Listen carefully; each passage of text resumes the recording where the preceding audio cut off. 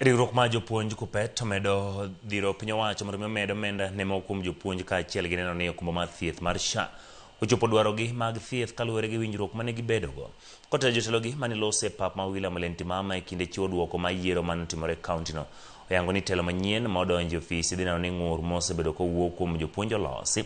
Jotelo moyier kotelni kod Julius Tarus kaka jagoro mar kaunti ma Narok chako tiyo sani nyaka thuolo mar higni 5 mabiro. Yierogi osetimi e kauntis mopogore opogore ka irito mar Kenya mangima. Walimu ni kitu moja. When we were campaigning, we told you this county is cosmopolitan and we are all teachers of Narok. And today I'm happy because I was given an opportunity by all teachers of Narok. I was voted by teachers across board. The unity of teachers of Narok County is paramount. Tutaunganisha walimu wote wa Narok County. To the national office, we are coming for you. We are saying change. We are coming. Missouri, we are coming for you. Missouri, we are coming for you.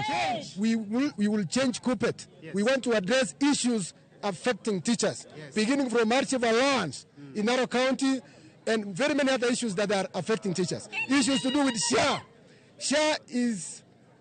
SHA has become a problem to the teachers, and we are going to work for the teachers to ensure we do away with it. Tunaenda kutoa SHA.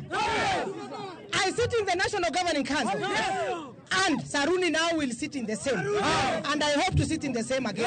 Narok services will be delivered directly from Nairobi to Narok. Lady power. Let me thank God. Let me thank my family. Let me thank all the teachers of Narok for speaking loudly.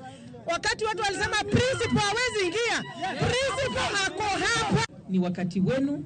You have been, the teachers have spoken loudly because they have all the confidence in you, and we also have confidence in you because through the teachers is what we follow. Once the teachers have spoken, that is what we